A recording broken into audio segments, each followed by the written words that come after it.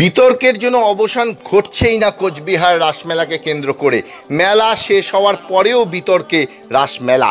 এইবার মেলায় পৌরকর্মী তথা ব্যবসায়ীদের পুলিশি হেনস্থার প্রতিবাদে কোচবিহার পৌরসভায় পৌরকর্মীদের কর্মবিরতি। আপনারা জানেন যে গত 27শে নভেম্বর রাসমেলার সূচনা হয়েছিল। এবছর 20 দিনের মেলা ছিল, অর্থাৎ গত 16ই ডিসেম্বর সেই মেলার শেষ হয়েছে। আমরা কুচবিহারে দেখে এসেছি ছোটোবেলা থেকে যে মেলা শেষ হওয়ার পর অন্তত 3-4 দিন লেগে যায় ব্যবসায়ীদের মেলার মাঠ পরিত্যাগ করতে, কারণ তারা যে পসরা নিয়ে আসে সেগুলো গুছিয়ে টুছিয়ে বাড়ি ফিরতে তাদের 3-4 দিন সময় লাগে। কিন্তু আশ্চর্যজনকভাবে আমরা দেখলাম এবছর মেলা শেষ হওয়ার 3 দিন আগে থেকেই প্রশাসনের পক্ষ থেকে, পুলিশের পক্ষ থেকে মাইকিং করা হলো যে 16 তারিখ রাত 12টার মধ্যে মেলার মাঠ ছেড়ে দিতে হবে, যেটা একেবারেই অবাস্তব কথা। কারণ 16 তারিখ 12টা-1টা অবধি বেচাকেনা হয়েছে মাঠে। পরের দিন 17 তারিখে ব্যবসায়ীরা কেউ মাল গোটাচ্ছে, কেউ দোকান ভাঙছে। উৎসাহী দর্শকরা, আমাদের কুচবিহারের নাগরিকরা, তাদের একটা আশা থাকে যে ভাঙা মেলায় গেলে কম দামে কিছু জিনিস কিনতে পারবো।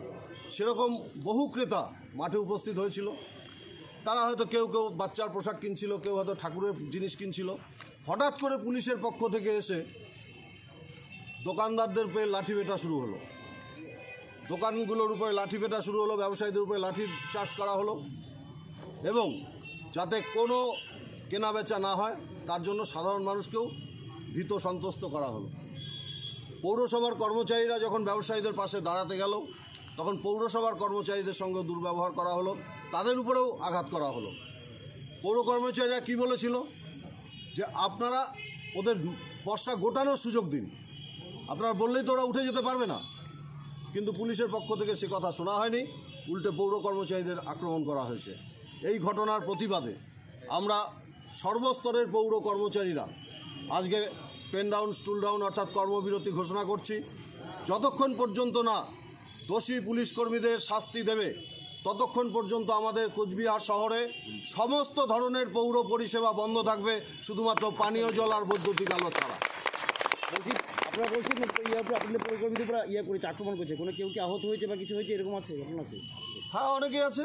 যারা সেখানে ডিউটি করছিল তাদেরকে লাঠিপেটা করা হয়েছে, তাদেরকে ধাক্কা দেওয়া হয়েছে, সিনিয়র স্টাফদের গালাগালি করা হয়েছে। হাসপাতালে ভর্তি হয়েছে কেউ? ব্যবসায়ী ভর্তি হয়েছে, কর্মচারীরা হয়নি, ব্যবসায়ীরা ভর্তি হয়েছে। অভিযোগ জানাবেন এটা নিয়ে?